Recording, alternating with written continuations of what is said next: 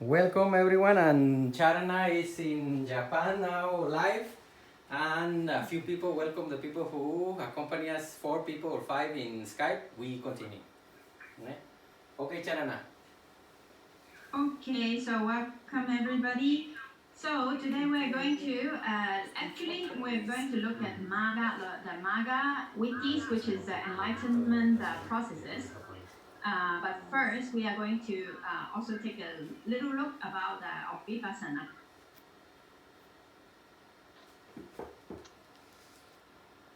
So everybody, let's start with Namo Tassa.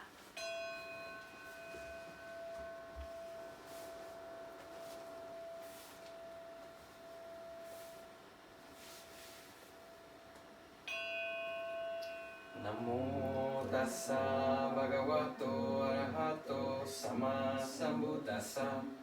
Namo tassa bhagavato arahato sama sambuddhassa. Namo tassa bhagavato arahato sama sambuddhassa. Homage to the sublime, the totally self-enlightened, the victorious one. So, the teacher of all our teachers. Thank you to all the lineage. Okay. So let's start with today's content. Okay, so these last few times we have been talking about mental processes. So this is just a little revision. Last week we have already seen the Kamawachara, 6 mental processes, which can briefly be divided into the 5 sense-door mental processes and also the mind-door mental process. And last week we have seen the Abhidhamma process, the sublime mental processes. We have started with jhana, and there is a question that we need to do.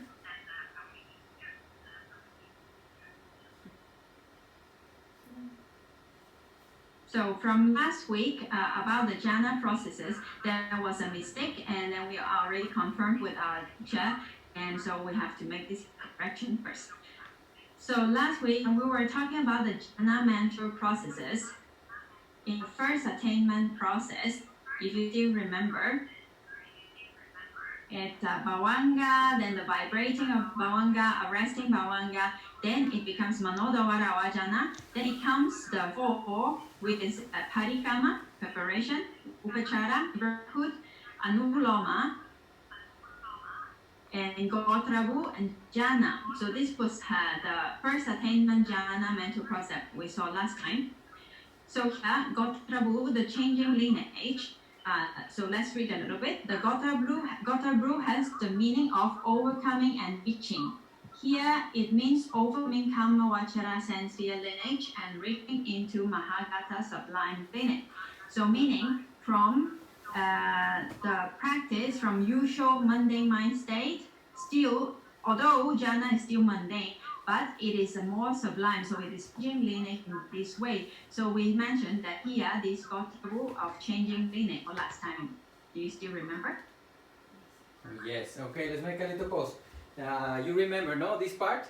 We are coming from the worldly mental states, like as we are used, but as we concentrate the mind and it gets very purified, there come these very special kind of chitas or units of consciousness, which are already preparing to change lineage to a more refined mental state. Okay, so here Gotrabu arise before Jhana.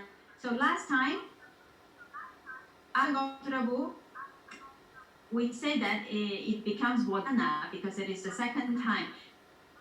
Then jhana, as long as the person wishes or as long as he determines, then it comes back to Bhavanga stream and then the jhana processes will finish.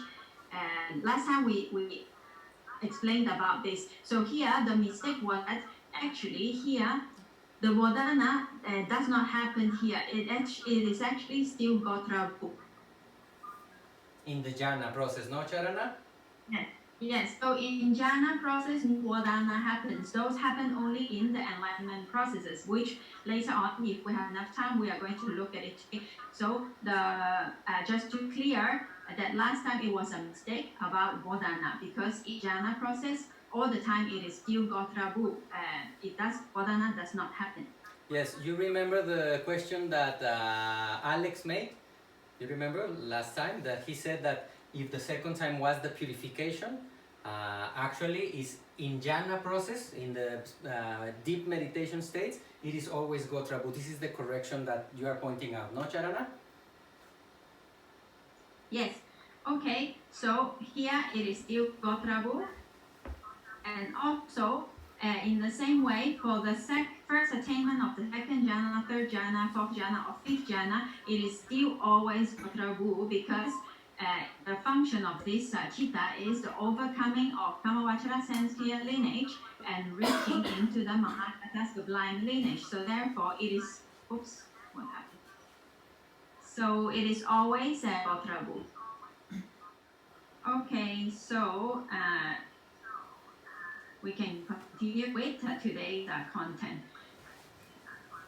So I was thinking that before we go to the mental process of enlightenment, it would be good to look at a little bit the difference between samatha and vipassana, and also more details and more information about vipassana, because this is what the practice that leads to enlightenment. Okay, so for samatha and tranquility meditation, which is the ones that leads to jhana, let's take a look. So samatha is a meditation which calms or subdues mental hindrances and mental defilements. Mental hindrances are the 5 hindrances, the nivaranas, that we have already looked at them for many times previously, and also the kilesas, which are the mental defilements. In brief, we can say lova, dota, and moha. There are more families, but in brief, this is the big group. Yes. So, how about vipassana? Vipassana is the meditation to eradicate all kilesas. Yes. So here you can see the difference, that samatha meditation, because of the power of concentration and of the stability of the mind, these mental hindrances and defilements have no chance to arise. But it does not mean that it is eradicated. It is only temporarily calmed down, subdued, and they will not arise in the mind. Now for vipassana... Sharana, 1 second, your audio got cut. So in the jhanas, it only suppresses the negativity, and vipassana, understanding reality as it is, has the power of taking them out forever. No more desire, no more attachment, no more ignorance, at least the one necessary for enlightenment, and no more anger. So this is the big difference. This one is taking the negativity from the root for it not to come again. That's why the person becomes a noble one, an enlightened person. Yes, Charana? Give me 1 minute. Okay, so what you were saying is that this one only suppresses, and that one has the ability to eradicate and get us enlightened. That's the big difference between both of the practices. Okay, so let's continue. So we were talking about vipassana that eradicates all kinds of mental defilements by developing sila, samadhi, and panya. So how does this work? So let's a little bit more look at vipassana today. Morality, stability of the mind, and wisdom. By developing these 3, the mind, a human mind, can eradicate all kind of negativity which generates suffering. So through those, pure and ultimate happiness can be a reality. So previously, we have already seen, and actually already in chapter 1, so I think it's a good time also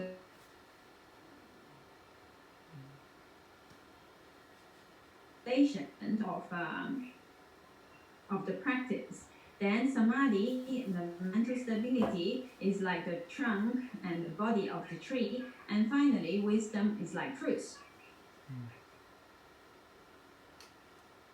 So now for the purification of the mind, how does this work? For sila, you remember, sila actually it eradicates the defilements that is being acted out. It's called vitikama in Pali. In English, sometimes it is translated as transgression, meaning those actions that are unwholesome. Yes, Charana. So through morality, we stop hurting others because we use our speech, whatever action we can do, verbal and physical. By practicing morality and respect for oneself and the other, we don't harm with our mouth, we don't say bad words or lies, and we don't harm with our body to kill something. So this is preventing us. The first stage is preventing us from the grossest stage of misbehavior. Then we will see the mental and etc. Yes, Charana. Then for samadhi, as we have seen during the practice of vipassana or samatha meditation, when the mind is practicing, then it is more stable and it is more calm. So in those moments, then the mental defilements or hindrances have no chance to arise in mind. So with the stability or concentration with samadhi, actually what is being subdued are those defilements that arise in the mind. Yes, Charana. So this one is going to prevent mental bad actions. This is physical bad action, verbal and physical, body, totally body, and the other one. And this one is already the negativity that is happening in our mind, and the samadhi will start dealing with the dirtiness, or how can I say, wrong action happening at the mental level. Yes, Charana. So with this practice, the mind is more stable.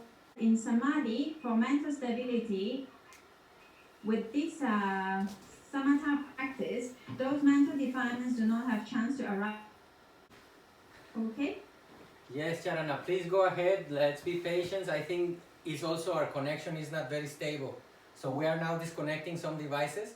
Okay, so this samatha practice, it only subdues those defilements that are arising in the mind at the moment, but it does not mean that it will not arise anymore, because there are potential and there are still possibility that when conditions are there, it will still arise. So the next level, what Panya does is eradicate the possibility or the potential for any kind of defilement to arise anymore. So it eradicates the anuseya, latent tendency. Latent tendency, the one that is in the back. If we can get angry in this life, it's because we have the potentiality to get angry.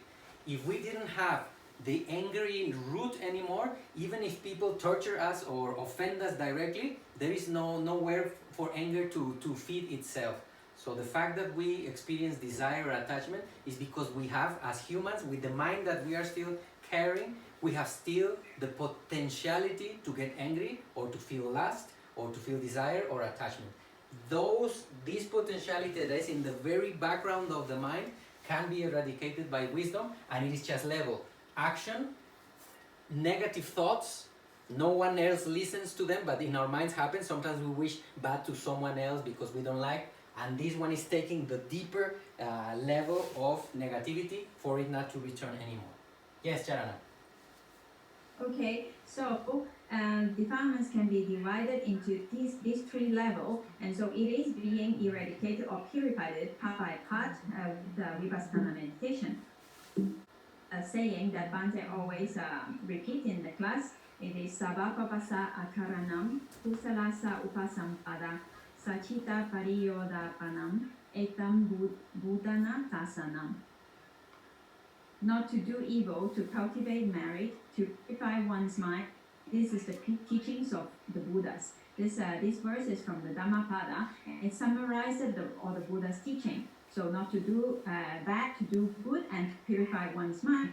So we have learned about what is meant by akusala, by unwholesome, what is unwholesome action. So we know what we need to avoid doing. And we have also learned about kusala. So what is good, what are good mental states, and how we could cultivate them. And now actually this vipassana, this to purify one's mind actually means vipassana. So this is the part that we are going to look at today.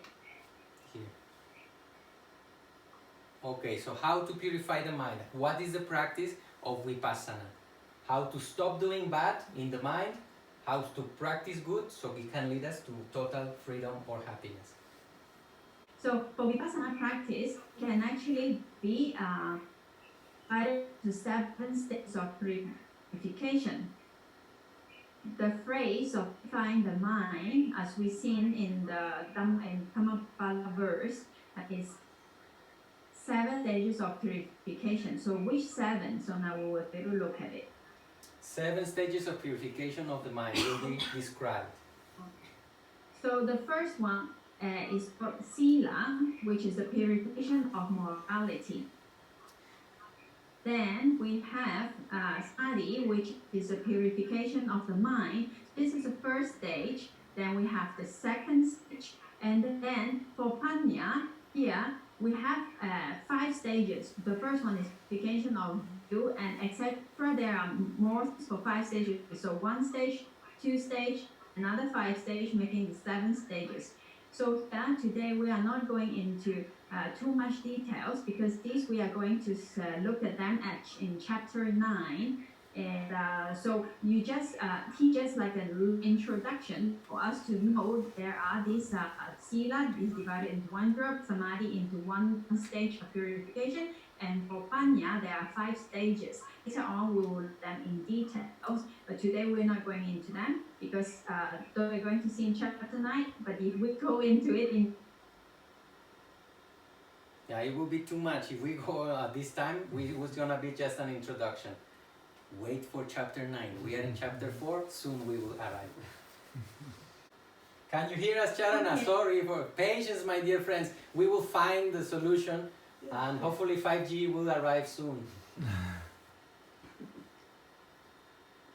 Yes, Charana? And here also it's like cutting and coming and going. I also have to be patient because it cuts the flow of the explanation. So sometimes it might not be like, what, where am I, where we like, so, but anyway, so we ask for patience from everywhere. Yes, Kanti is one of the 10 paramis, so no problem. We are practicing.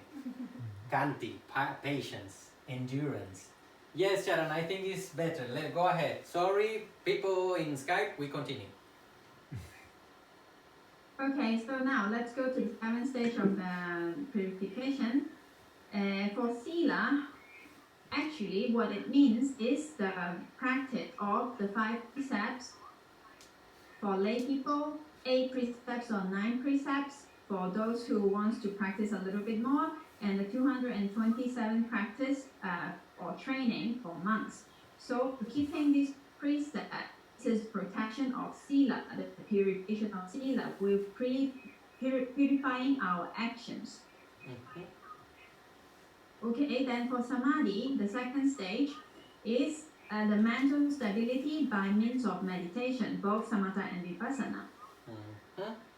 So with this practice, then the mental defilement that arises in the mind will be subdued. So this is the 2nd stage of purification of the mind. Just like put under the rock for a little while. As we are concentrated, the negativity of the mind is here. But as soon as we stop practicing meditation, the thing will run away again. So,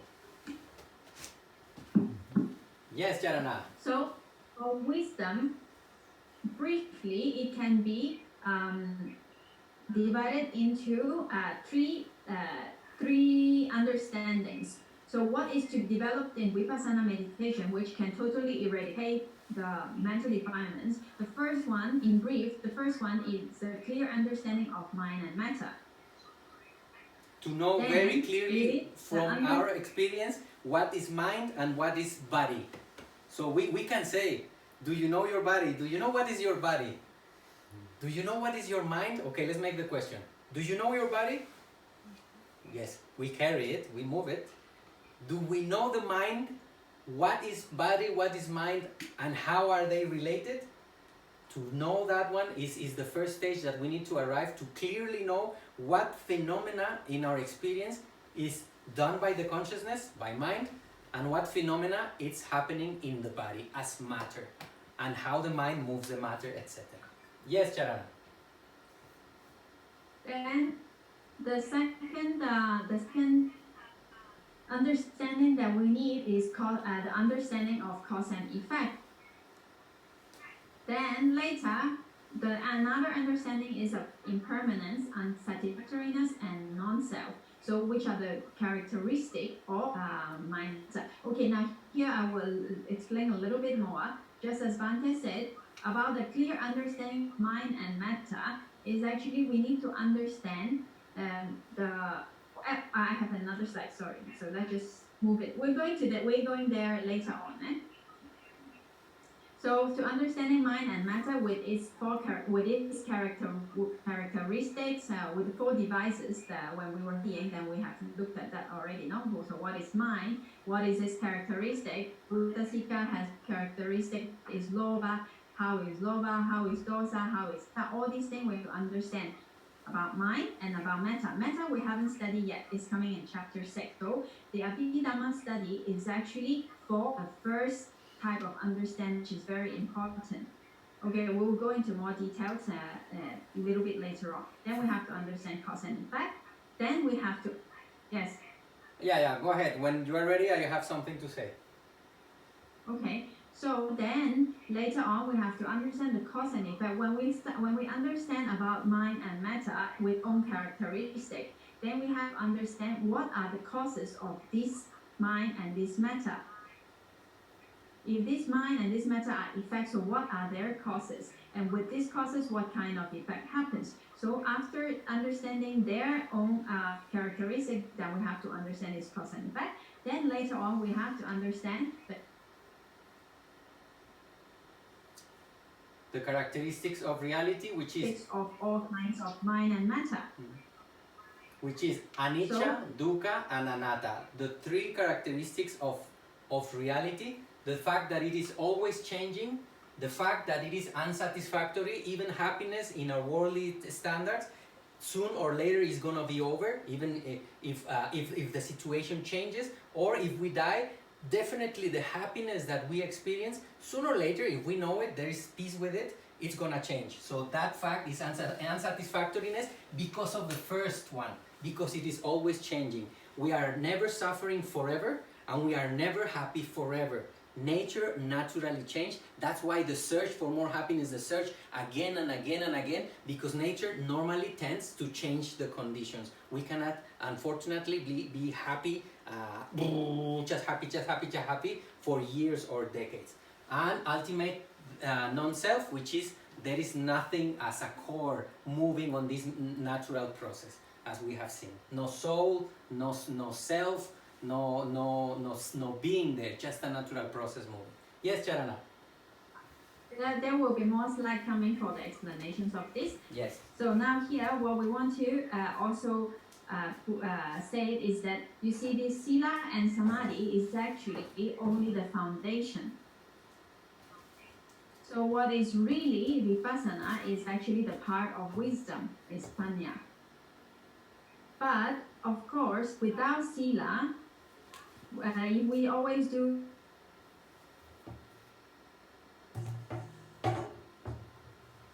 keep telling lies, or if we do harm to others, then the mind cannot be stable. The mind will be like shaking, or if they find out, or if this and that. So sila is very important because it makes a very good support for the mind to become stable. And if the mind is not stable and concentrated, it is very difficult for the mind to understand reality as it is. So although these two cannot be strictly speaking considered as vipassana, but it is the foundation and support for vipassana. So actually it is so important, it's also included. So always we say sila, samadhi, and panya, because without sila, without samadhi, there cannot panya. Like the tree, without roots, without the foundation, and without a strong body, a strong trunk, then fruits will not be possible. Yes. Until here, okay? Okay, everyone? Yes. Okay, yes, Charana. Okay, so let's continue. Now, see a little bit more about the clear understanding of mind and matter, the part of wisdom, which is Vipassana, that is going to lead to the enlightenment process, which suppose we're going to look at today, no? So the clear understanding of mind and matter are actually the understanding of what we are studying right now in the Abhidhamma, the explanation of what are consciousness, what are those chittas, what are those cetasikas, what are their characteristics, how do they manifest, and what are the proximate causes, and all these characteristics we have to understand them to see how reality really are. So therefore, our teachers always says that the study of Abhidhamma is really important because it is a great support for the practice. To understand the mind and matter. We are learning what is matter, what is mind. So when we contemplate as we are meditating, we already know theoretically what we are looking for, so we can recognize it in actual practice. Really see it. Yes. Yes, because otherwise,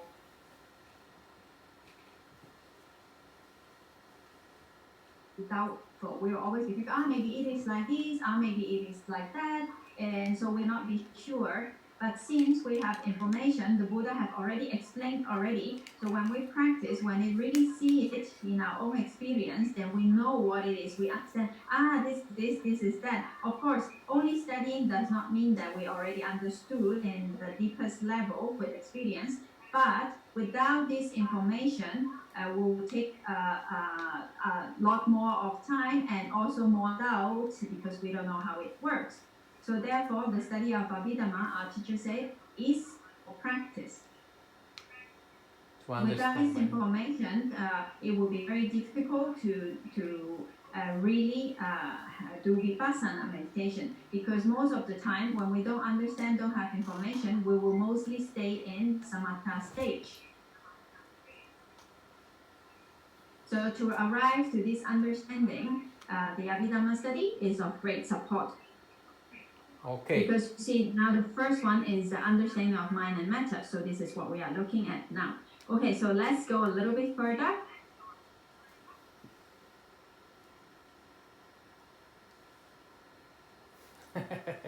Now the next one is about cause and effect. After understanding the characteristics of the mind and matter, we need to understand what are the causes of them, and what leads to this, what leads to the arising of this mind and matter. So here, the Buddha explained about lives, like why we are here, how all this comes to be, and how this continues. This is about cause and effect, and this is the paticca samuppada, dependent origination. Although, in another way, a little bit more simple way, the Buddha explained about cause and effect by means of Four Noble Truths. So with the Four Noble Truths, the Buddha explains about why we suffer and why we are here, in brief. So a little bit more explanation about the Four Noble Truths becomes the paticca samuppada. For this, we are going to look at it in chapter 8, very, very interesting. Then a little bit more detail about this is the patana, the conditional relations, which further explain about cause and effect. This also we are going to see about this in chapter 8. So look forward to it. For the moment, we are not going into much details. Charana, a little bit. Has anybody here questioned yourself? Why am I here? Raise your hand. Who has made that question? Why am I here? Why I born in? Have you ever questioned, why am I this one and not that one? Why am I this one? Or male or female? Why did we born? Why are there humans on this planet? Why are there humans in the universe altogether, and animals and all this? It could be nothing. So I think we all have made that question. Well, the Buddha explained clearly how and why. Depending on, in this way, we know this reality and we try to figure out, why am I here? Why am I this one? What is mine? What is this happening? Why it gets old? Why people die? What is this nature? This is the first stage. We see it externally. Then later we get a lupa, how you say, magnifying glass. Then you get the magnifying glass, and then the Buddha did it and then explained the reasons why. The Four Noble Truths, there is suffering, yes, there is old age, sickness and death. It's a fact of nature, no one can change it. That has a cause, which is desire. And once there is desire, if we stop the cause, this suffering can stop, because if you take away the cause for something, if you take the fire from the fireplace, no more heat is coming out, the cause for the heat is gone, and then the way to liberate. When you get, this is with the magnifying glass only. First, in our experience, with bare eyes, magnifying glass, then the Buddha in this way gets the microscope and says, okay, let's get a little bit deeper. And then it explains step by step, we will get to this later in chapter 8, step by step, how come ignorance and desire, it's the cause for new becoming, and then this is the past life, this is our previous life, the one that we were before being this one. Here it changes to this new life, we're born in this life, and we have our body and mind, and this is the new action that we are doing, so it will give a future life. Our next life, if we don't get enlightened, if we continue rolling in samsara, this will be our future self, and this is the line of time. Bhava means becoming, and chaka means wheel. So this is the wheel, or the explanation of the Buddha, the wheel of becoming. Why there are human beings in the universe, why we are this one and another, and how it becomes. And then the Buddha goes further, and we will see this on chapter 8, with a better, much electron microscope, much deeper, and it explains it. Each of these one with the 24 conditions that it goes. We will get to that point. It's really, really interesting. So that question, if you have had it before, we can answer it unequivocally. We can arrive to that moment, and hopefully we reach soon there. Yes, Charana. Okay, so after cause and effect, after understanding mind and matter itself what it is, after understanding cause, what are the causes of it, then we have to understand the three characteristics which all kinds of minds and matters share. So the first one is impermanence, anicca. So change is a reality. We born and we start getting older.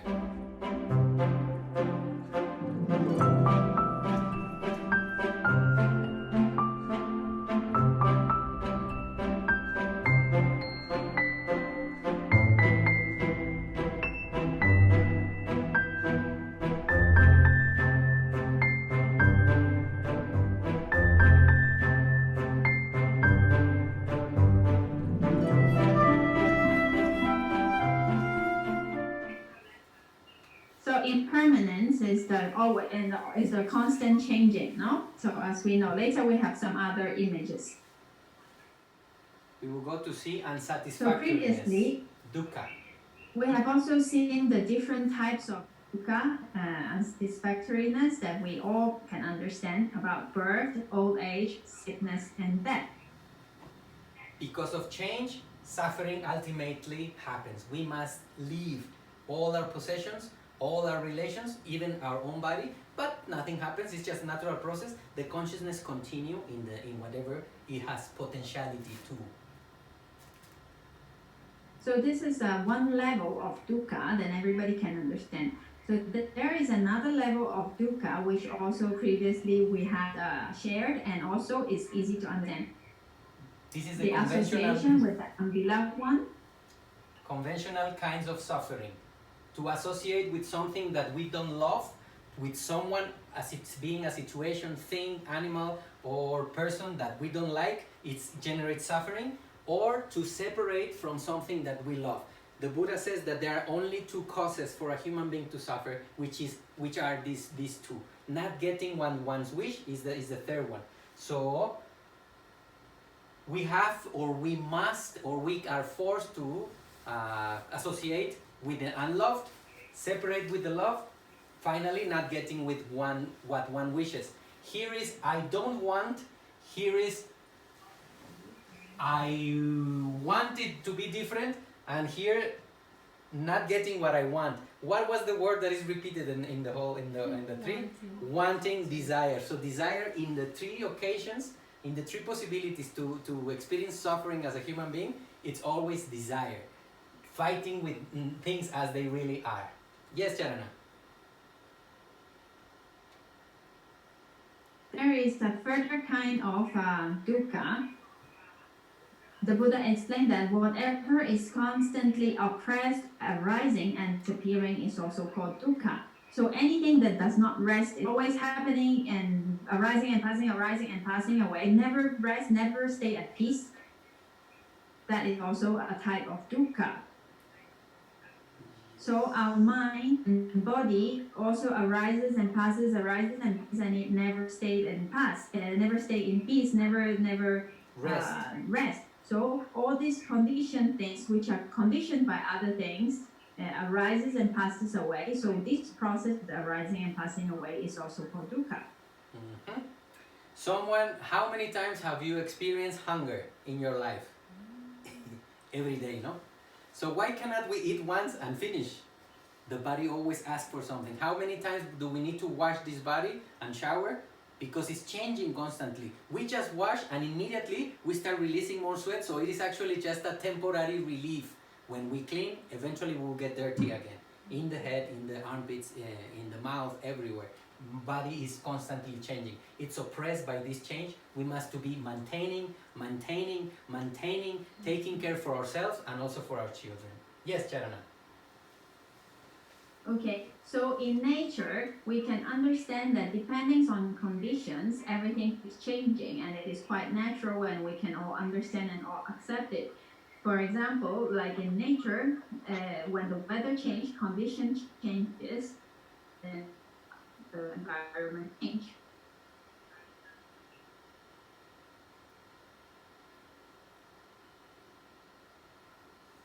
When it is hot, we want to get cool. When it is cold, we want to get warm. So it is just this thing of always need to do something for the body, which keep us busy. This is about nature. I'm saying that in nature, when changes happen, we understand, and it's quite natural. It is depending on conditions. But how about ourselves? Are we also part of nature? So most of the time, we are so busy about our own ideas, about our own thing, that we have too much importance about ourselves, and then we forget that we are also part of nature.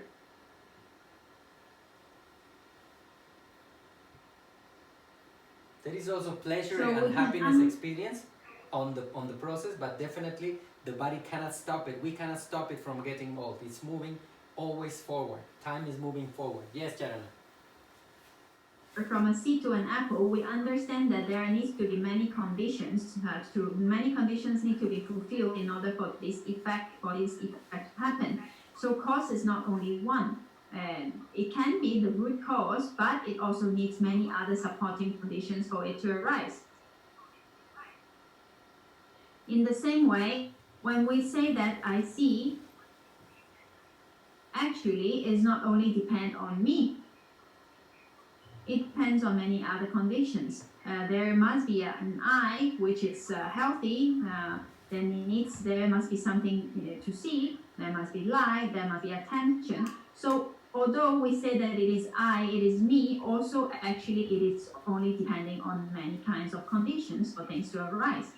Although things depends on conditions, but most of the time we don't remember, and then we think it is because of I, because of me, because of mine. We identify with the natural process and put it a name, I, which conventionally, yes, it is I, it is me, but actually it's just nature unfolding. Even in science, it is being proved that there is no one central control room, which is called I, to order who do what and do what. So it's actually just a process of parts working together. It is neurologically proven that even in our brain there is not a central core that is directing everything. We see or hear in different parts of the brain, we process speech and touch, and we see in the back of the brain. So it is all these parts that are working together. When we see the part of the brain that is seeing is digesting the visual information, then when we think about what we saw, it is happening on another side. So not even in our biology there is a core that is doing. It's just like an orchestra. We hear the whole symphony, we experience the whole symphony of experience, but there are many parts or musicians playing for it to be happening as it is. We call it me, we call it I, but that is just a concept, not the reality of the physical and mental process. Yes, Charana. So everything depends on conditions. Mhm. Causes and conditions to give the effects. We are the effect of nature. What we learned in the past, what we ate yesterday, is this. Now is moving, now is talking. The energy that we took with the food or today in the morning. Okay, so this I think we already understand, but this is something we have prepared before. So just let's take a real fast look at it. So if something belongs to me and I have control over it, right? So say iPhone. So this is my phone, so I can do whatever with it. I can keep it or I can give it away. I can do whatever, right? If something belongs to me, I can do whatever I like. Agree? Yep. Yes. Yes. Yes. Okay, so let's see. How about our body? Do we have control over our body? Can anyone stop aging? No. The teaching is that if we cannot control something, actually it doesn't belong to us. It is just changing, even if we don't want it. Nature and time is changing our bodies, consciousness is changing, so we cannot call it, we cannot actually have control. The body will continue to do its job as it knows. Yes, Charana? Yeah, sometimes the body gets sick, even if we don't want it. It's just if the causes for sickness are present, the body gets sick. If the causes for health are gone, the body gets sick. It can go from either way. Can we say that the body belongs to us? And what about the mind and our emotions? Do we really have control of what the mind thinks or what we feel? Or is it just causes and conditions that generates thoughts and emotions? So if the emotions and all the if the emotions, depending on conditions, it changes, and also it happens in all kinds of beings, not only in us, even in animals, it happens. So when we say that it is me that is being happy or angry, it depends on conditions. Can we say that it is my emotion or my feeling? Or would it be wiser to contemplate them as a natural process?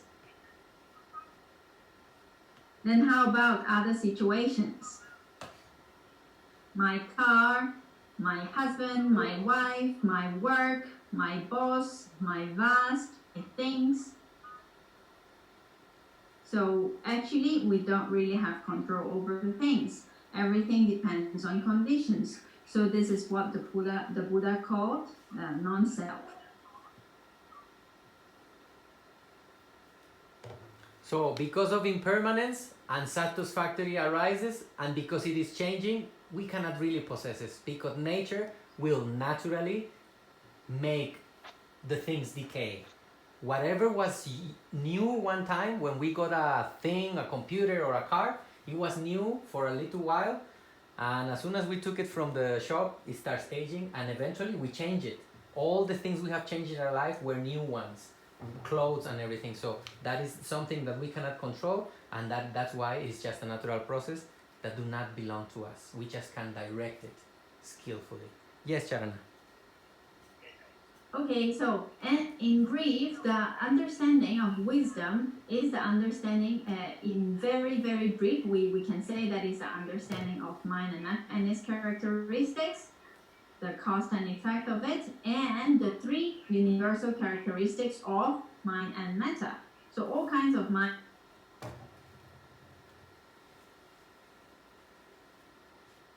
passes away, it does not stay. And since it is a natural process, it does not belong to I or us. There is no one self that is there directing or controlling. So these three understanding is in the field of wisdom of Panya, and this is actually what can start called Vipassana. So it is very important. And if there is only one thing that I would like you to remember from all what we have talked about today, is this. So this, only we start understanding this, can we call that we're practicing Vipassana meditation. So most of the time when we are just being mindful or just knowing something, of course it is very important and it is the foundation, because when we observe slowly, we have to direct mind to what we have already learned, and this understanding will arrive. So don't have to be thinking about these things. It's not about intellectual understanding, but we have to direct the mind to see deeper until we understand all these points. Everybody is okay? So in short, when we start seeing these characteristics directly, then we are truly practicing Vipassana. Before it's just actually Samatha, directing our mind towards the object that we are seeing. So this is the ultimate thing that will generate the highest degree of wisdom. Experiencing this, but at least right now, I suppose we all understand it. We know what we are talking about, and we know what is anicca, change. We intellectually understand it, but it should be experienced directly. Then wisdom will be totally ours, happening in the mind. That is real Vipassana. So keep calm and have a tea break. Thank you for your patience. I know it has been difficult to connect, but it is moving. Let's do some exchange. How have you seen? What have caught your eye or mind from what we have seen? Please, feel free. It's between difference of shamatha and vipassana. So you said that directly experiencing reality as anicca and anatta is Vipassana. Is Vipassana. And yes. If we are not doing that, then we are doing shamatha. But isn't there like something in between that's neither Vipassana nor shamatha? That's just theorizing instead of directly experiencing, can be considered shamatha or something else? Well, actually, when we are practicing Vipassana, we are in a process now, so we cannot expect the mind to understand reality as it is directly. So we are trying to practice Vipassana, but we might say that in strict terms that Vipassana wisdom arise only until we understand the characteristic. So we are practicing Vipassana. Yes, we kind of attempting to practice Vipassana. Practicing the process of attaining Vipassana. Yes. Yes. Thank you. Yes, it is, and there is another state that you say in between, and it's forgetfulness. The one that we know the best is like we don't know what's happening. We are totally identified with the experience, and we forget that change is happening, and sometimes we even complain because things change. No, we are with a couple, we have a business, and suddenly it changed the conditions. The couple doesn't want to be with us, or decides to move in a different way. The business happens in a different way. Then we tend to complain or suffer because of it, because from before we never considered that this is temporary and will definitely change. The minimum can be that I die and this business is over forever. So eventually it's gonna happen. I don't want to be pessimistic, but yes, nature is changing, and if we don't pay attention to the natural flow of nature, suffering is bound to come, and forgetfulness will be a big factor for us to continue suffering. So yes, we can be trying about Vipassana, and we are trying to do it, but it will be, technically speaking, only when we are really experiencing the thing, when the fruit of Vipassana will be happening in experiential wisdom, true understanding of change, true understanding of unsatisfactoriness, and true understanding of a natural process happening without us really controlling much. Yes, Charana, somebody else? Okay, now Carito has a comment or question. Go ahead. Por ejemplo, cuando estoy hablando con alguien. Yes. Y por ejemplo que noto algo en su cara, o sea que está pasando algo, algún comentario o algo le incomoda. Some suffering in the other person, yes. Esa es una. Bueno, o sea, cuando noto algo en alguien más, o cuando por ejemplo estoy como investigando así de, este botón me enoja y empiezo así como a recordar así de, es que me molesta porque en el pasado me decían algo así. Y entonces, bueno, cuando empiezas como a investigar, sí. ¿Eso qué es? ¿Vipassana? ¿O o no es... Well, that's investigation. The question is when you are exploring the sensations of other people, or when you are trying to find the cause of why you are suffering. Can we say it that way? Y como que le encuentras y dices, mira, es esto. O sea, a partir de tal cosa. Yeah, that will be mostly general understanding and investigation. We are using the wisdom that we gathered from before. We start checking the ingredients.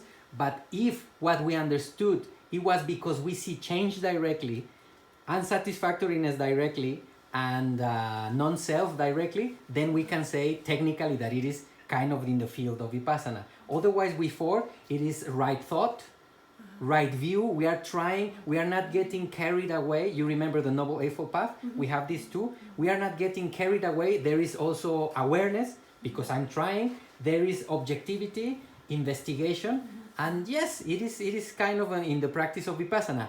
Vipassana literally means seeing reality as it is. So if we are trying to see reality as it is, we can see it in a conventional level. Oh, I got angry because of this, because of that, but we are still taking a look at concepts. That person face and that person is a concept, is not ultimate reality. So I'm looking at a concept in myself. Oh, I got angry because of anger, then the concept like this. And it cannot be totally said that it is the highest degree of Vipassana, of understanding of the real nature as it is. Charana, do you have something to add? Yes, so wisdom is developed slowly. So it is not like this is only information that we know that finally at the end we need to arrive to that direction. We are going there. This is what we need to understand. But it does not mean that we have to think about it that way. But it would be helpful, no? But we need to know that that's only the direction, because otherwise we think, oh, we are not practicing at all. So I have to try to find anicca. I have to try to find dukkha. I have to try to find anatta. Then it will mess up the process. Yes. And another thing, our teacher says, meditation teacher says that to understand something, we must look at it many times from different angles. So we can understand intellectually, of course, everything changes. In the morning was sunny, there was light a few minutes ago, it was warmer, and it already changed. But that is mostly intellectual investigation. We are going into that direction, but the teacher says that when we really experience one of them, either anicca, dukkha, or anatta, we get enlightened. When we really... They say that enlightenment is a room with 3 doors.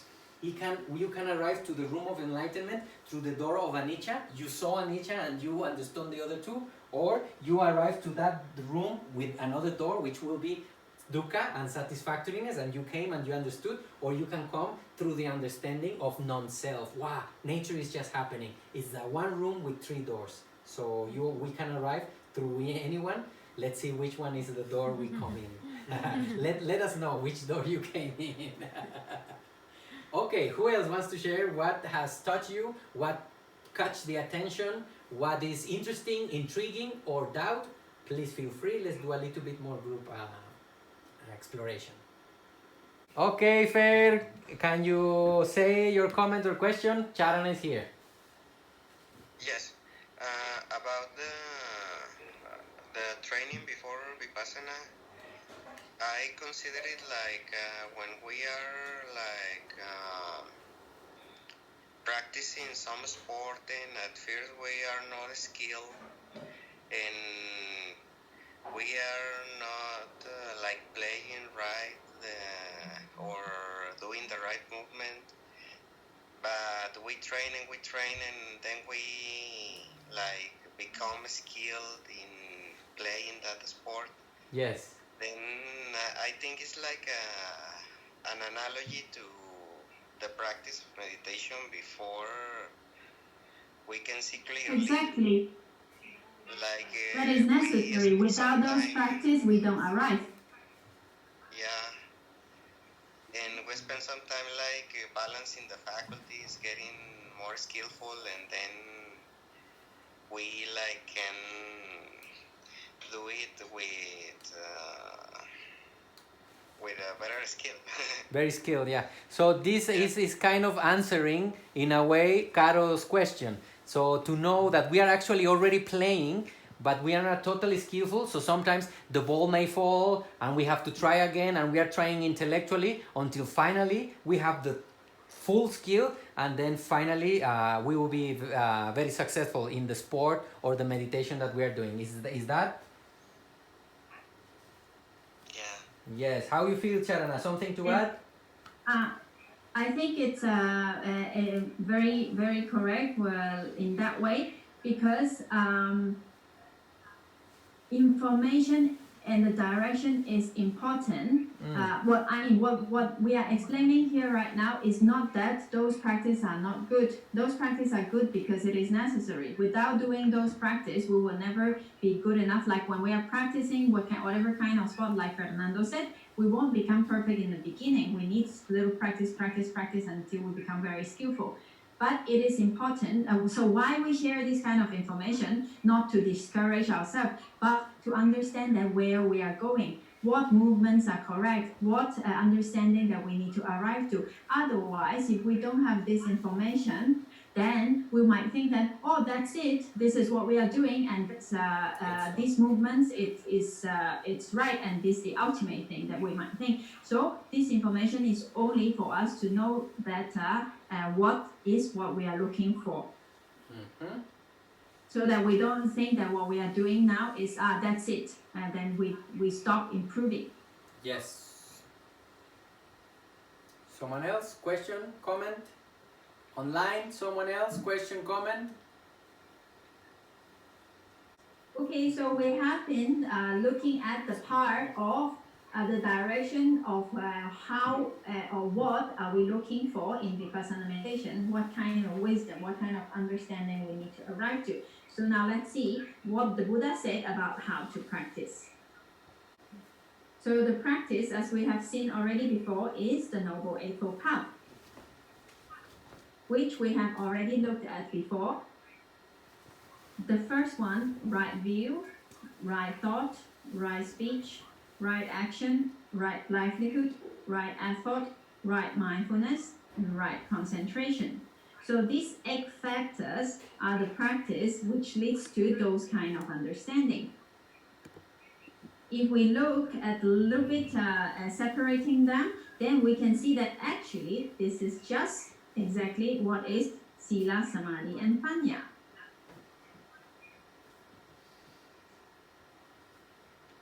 So, yes, Bante, something? No, it's fine. This is what we were describing. These 3, how you call this? Rayos?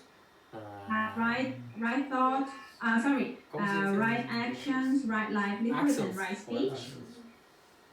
Yes, this is the part of the good social Morality. behavior, good qualities, right speech, speak well, right action, not to kill, not to steal, not to abuse a person sexually or a minor or something. Then here we have samadhi, another 3 practices for the cultivation of mind. Right mindfulness and right concentration. Right effort, avoid doing bad, do good. Right attention, right sati to keep mindfulness, and right concentration, which will be developing the stability of mind. And the last 2, which will be the part of wisdom, which is having the right view, understanding the 4 noble truths, and knowing that our actions matter. If we do good, we're gonna, that means karma. If we do good, we're gonna receive good fruits. If we do bad, we're gonna receive bad fruits. So we include the karma in Sanskrit, or karma, and right thought, which keeping the mind in the best conditions to live, which will be detachment, nekama, metta, loving kindness to whatever you experience, and karuna, which is compassion. By keeping these 3 ingredients, detachment, love, and compassion, our mind it's in the best conditions to generate the wisdom and beauty as well, nobility. So this is the way. Ding, ding. And the will, Yes, the will is us. The will starts to turn. Because of morality, we develop mental stability. Because there is mental stability, we get wisdom. Wisdom understands that everything starts with morality, so it improves the morality, then more stability, more wisdom, going up until enlightenment. Yes. So finally, it goes back to what we in the beginning said, that Vipassana is a practice of Sila, Samadhi, and Panya. Yep. The essence So of although the Buddha's Buddha teaching. explained in details in many different kinds of way, many detailed explanation, but at the end, the practice in brief is Sila, Samadhi, and Panya. Mhm. Okay, so let's continue with these 8 factors. Then of the Noble Eightfold Path is also called the 8 path factors Maganga.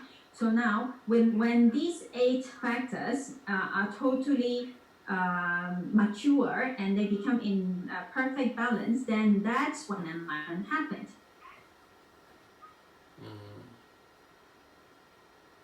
Then at those and that time, Magga Chitta and Phala Chitta will arise. Magga means the path, and the fruition will be Phala. So you are going one direction towards purity, and then the fruit of purification happens. Yeah, so Magga is the one Phala. who eradicate the defilement, and Phala is the effect of a pure Magga. mind, totally pure mind, which we have potentiality. Let's remember, we can arrive to this by practicing these 8 factors. Yes. So finally, we arrive to the Magga mental process now, because when we explain all this, because we need to know what is a practice and what leads to enlightenment, what is meant by enlightenment, and so now we can see how this mental process happens when enlightenment happens.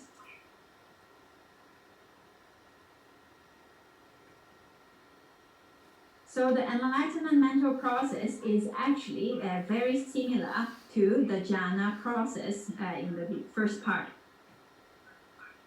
So what happens is that just like last 2 weeks ago, we saw the jhana process, then the stream of bhavanga happens, then the vibrating bhavanga, arresting bhavanga, Mind is manodo shaking, varavajana, holds. mind or averting consciousness.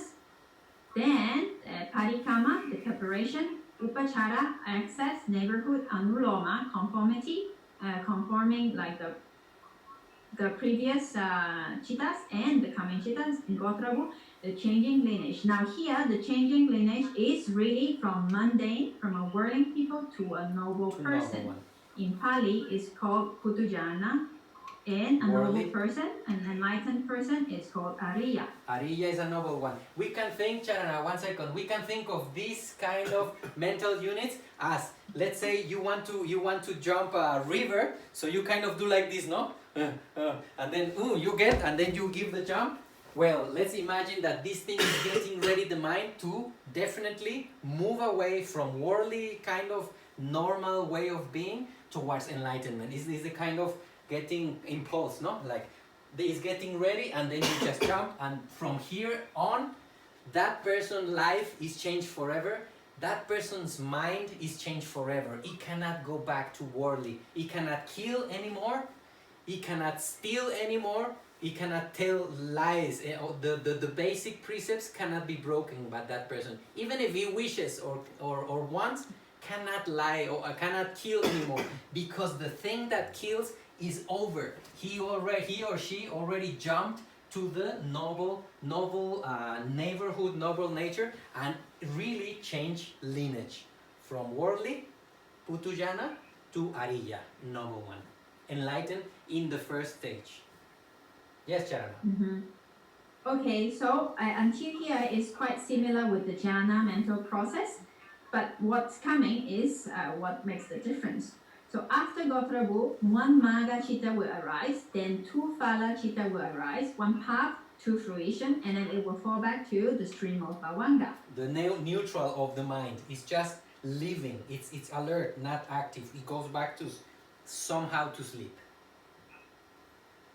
So Magga, this Magga Chitta, it is so powerful that it eradicates defilements, and we will look at it a little bit more now.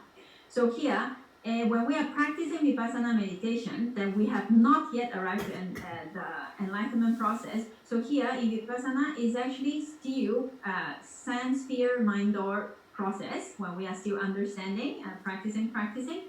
Then when the enlightenment process happens, then it becomes a Magga mental process. Here, in between, Bhavanga can be 1, can be 2, can be 5, can be many, but the mental process does not stop. So we're practicing. And when the 8 factors becomes totally mature, then this Magga process happens. Because of causes, we cannot force it. Only when the thing is balanced, naturally, enlightenment happens. Our job is to keep these 8 practices balanced and pure and strong, and then the mind naturally plop. Cannot do any more wrong to itself, himself or herself, or anybody else. The mind just gets pure. Yes, Charana. So let's take a little bit more look at what are the objects that are being taken by these jhavanas, by this mind. When we are practicing Vipassana meditation, as we have seen that the understanding that we need in order for enlightenment to arise are those understanding about mind and matter. So Vipassana, the object of Vipassana is always either mind or matter. It must be something that is really exists, that is ultimate reality. So understanding its characteristic, its causes, and also understanding the universal characteristic of mind or of matter, anicca, dukkha, or anatta, understanding. When we understand anicca, then dukkha and anatta is also being understood. And when we understand anicca is change, dukkha is unsatisfactoriness, and anatta is non-self. Also being understood. Here in the process when we are practicing, these are objects that the mind is taking. So remember, the object of Vipassana meditation is mind and matter. Before we get enlightened. Then here, from now on, yes, Charana? So remember that samadhi has object, a concept object, most of the time a concept object, no? The breath, color, or the or person, earth, or the breath, and something else, no? But for Vipassana, it must be ultimate reality, mind or matter. Yes. So when the Magga mental process, enlightenment mental process happens, so what kind of object does it take? Let's take a look. Here comes the nice thing. What do you think the mind gets once it arrives here? What object is the mind having in the enlightenment moment? Joy. Joy? Nirvana. Yes, ladies and gentlemen, 3 answers. Nibbana. Okay. So in the Magga mental process, it's actually very interesting mental process because the first 3 takes the same mind and matter object as the Vipassana practice as its object. Then Gotrabu, Change of lineage. Magga, and Phala takes Nibbana as object. Is the first time that a human mind touches Nibbana, which means the unconditioned, the no cause, no effect thing. Something beyond mind, something beyond matter.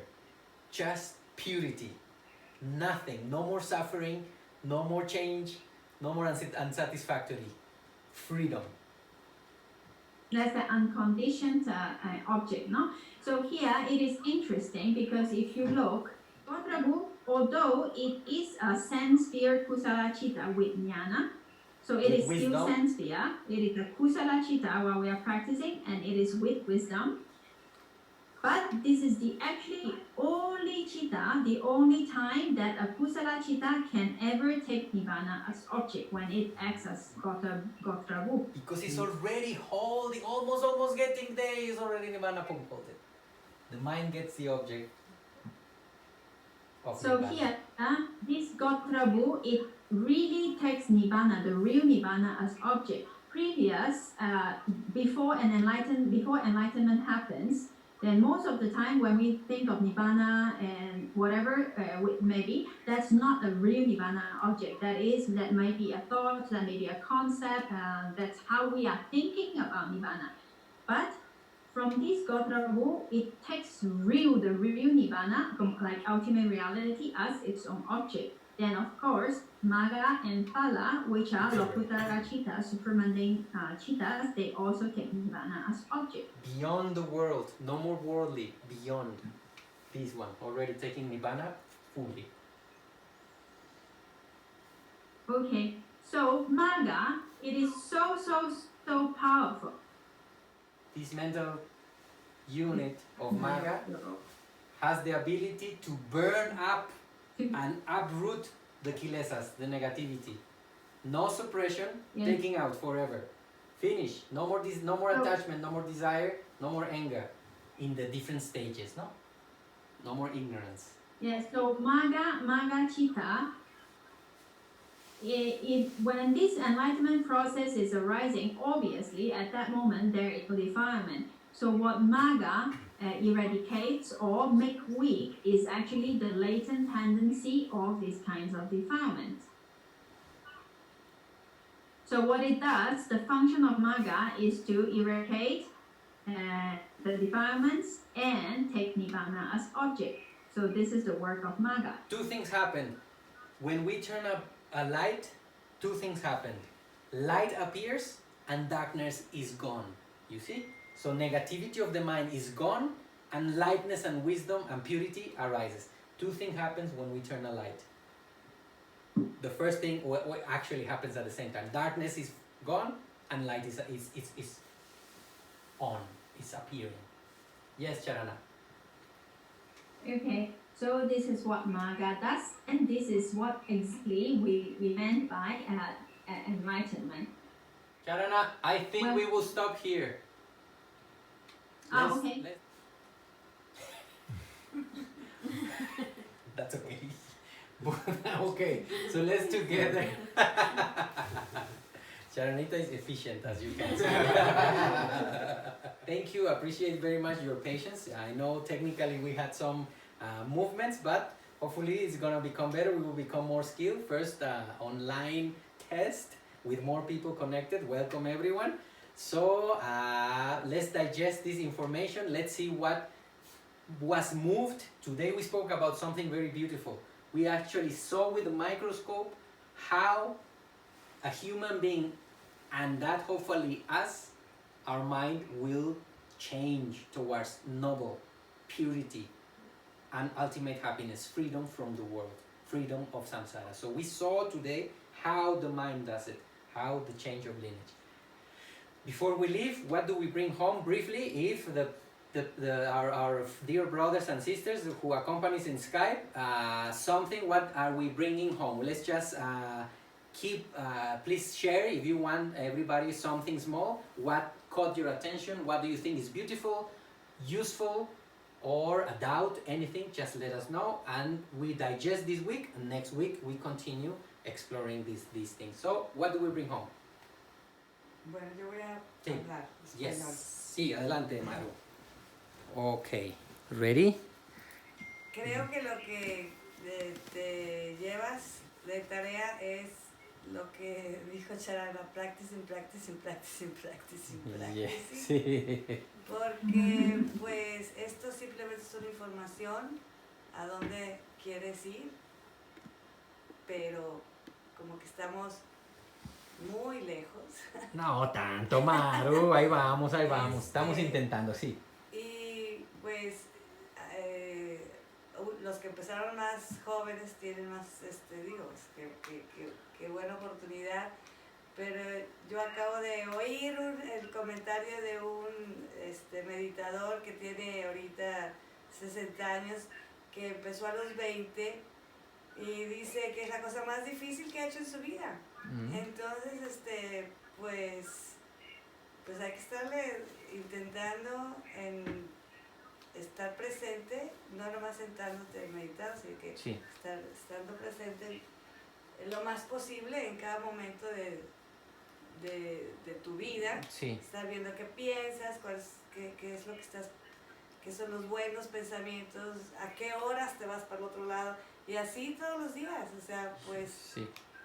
y teniendo fe de que algún día vamos a llegar Sí. a transformarnos, porque pues Yes. yo siento que estamos lejísimos. Our two things. Our teacher says that As long as we are walking, one day we will arrive. The problem is if we don't walk at all. If we say, oh no, it's too far, then we stop, then we are stopped. And good news, my dear family, no one can know how wise we are already, how much we practice in previous lives. So there is no measurement for wisdom. Who knows? It doesn't change how we look, how old we are, and as in the time of the Buddha, there were people that for the first time listened to Buddha and they got enlightened.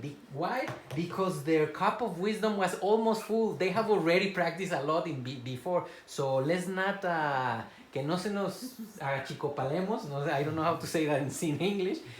Let's not feel discouraged by the challenge. Let's not stop. That's an invitation, and we are trying. And never underestimate our ability for wisdom. Maybe something is so touching. Sometimes even people having a near-death experience, like an accident or something, suddenly their mind gets so real at that moment because they are not around. So their mind gets so real that suddenly a big understanding falls. So we might be closer than we think. There is no way to measure or the temperature of wisdom. So maybe you are very close. Maybe you are very close, and it happens. So let's try. And hopefully, one of these days, next week, it's done. Thank you, Maru. Thank you, Sadhu, Sadhu, Sadhu, Sadhu. Very beautiful, very beautiful. Charanita, ¿cómo está? Ya la vemos. What else? Who else? Thank you, Maru. Sadhu, Sadhu, Sadhu. What? Thank you. Very beautiful.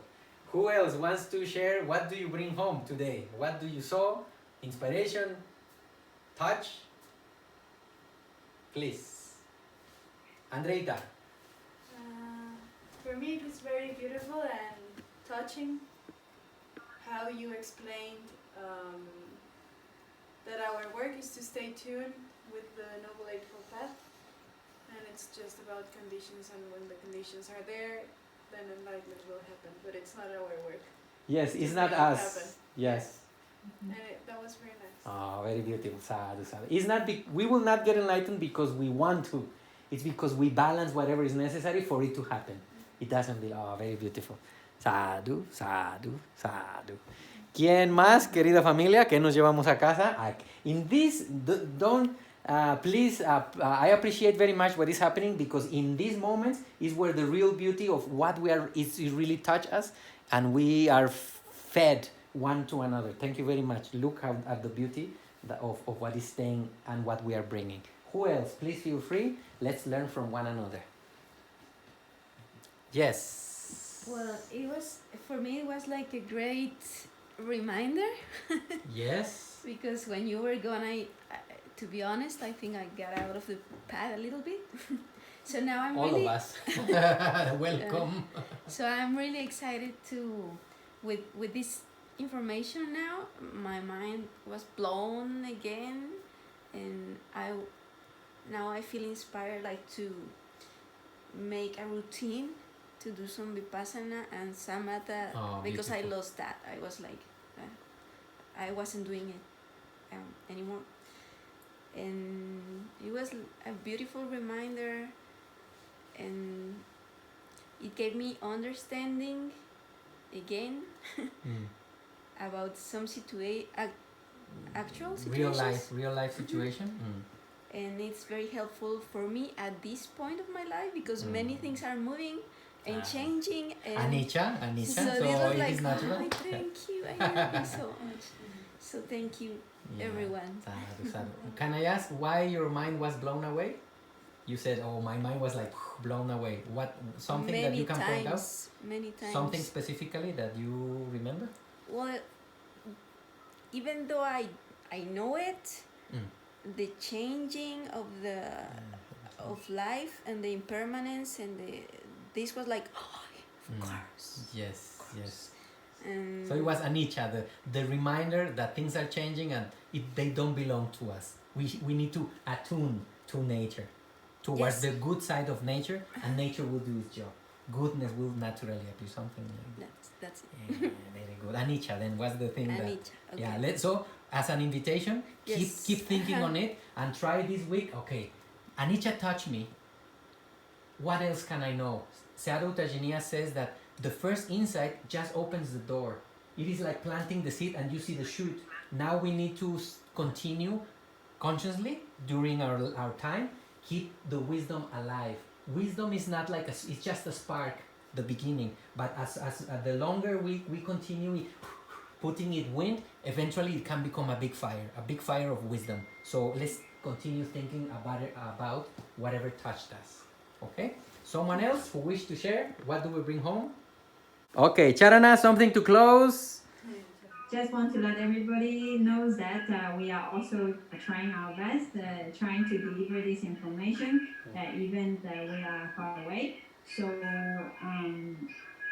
we hope that although it might not be as smooth as when we are there personally, but this is the best that we can. We will try our best to keep doing this. So we ask for everybody to have patience. I ask myself also, because this is also not easy to be in distance and transmitting, and sometimes it works, sometimes it doesn't. But we try together. Okay. Thank you, Charana. Thank you. Thank you. Sadhu, sadhu, sadhu. Okay, Charana, so let's close for today. Thank you, everyone. Thank you for your gifts of wisdom.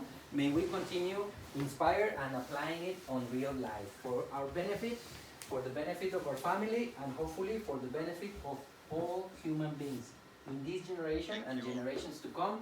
May the teaching continue alive and with people interested. We know it requires effort. But believe me, it's worth. We have seen already many benefits in our lives and more to come. Hopefully, the biggest one.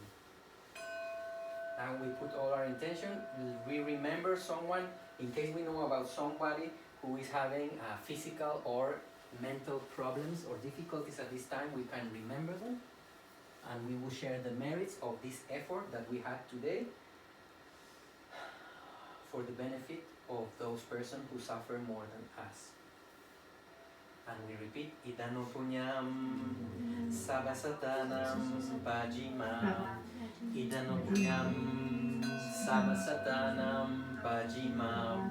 Idano Punyam Sabasatanam Bajima. Idano Punyam means these wholesome actions, Sabasatanam, with all beings, Pajima, I share. And to put our intention, so these seeds that we just explored today, may they take root, make big plants and give many fruits for ourselves and people who will be in touch with us, maybe our children, grandchildren, friends, co-workers. May many fruits arise. We put that intention and we recite Idano Punyam Nibanasa Pacheyo Hotu. Idano Punyam Nibanasa Pacheyo Hotu. Idano Punyam Nibanasa Pacheyo Hotu. Sadhu, sadhu, sadhu. Thank you for your effort. Thank you for your patience. We continue. See you next week.